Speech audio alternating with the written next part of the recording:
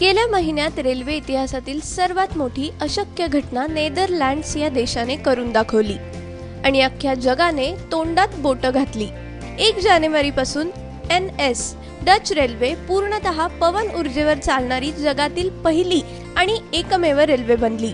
आतापर्यंत अनेक देश हे स्वप्न बघत होते आणि या शर्यतीत अचानक डच रेल्वे सर्वात पुढे निघून गेली।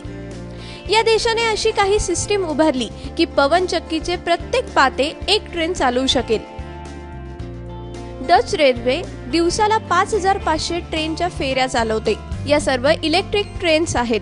आता यापुढे प्रत्येक ट्रेन कोणतेही कार्बन फुटप्रिंट न ठेवता धावेल आणि प्रत्येक प्रवासी देखील पर्यावरणाला वाचवण्यात हातभार लावेल। डच रेल्वेचं आणखी एक वैशिष्ट्य म्हणजे 2015 साली पवन ऊर्जेवर रेल्वे चालवायची हे निश्चित करण्यात आलं। त्यानंतर एन्को या कंपनी सोबत करार करण्यात आला आणि 2018 हे साल प्रकल्प पूर्ण करण्यासाठी निश्चित करण्यात आलं। पण या एन्को कंपनीने हे सर्व काम 1 वर्षाआधीच पूर्ण केलं आणि या 1 वर्षात होणारं प्रदूषणही थांबवलं।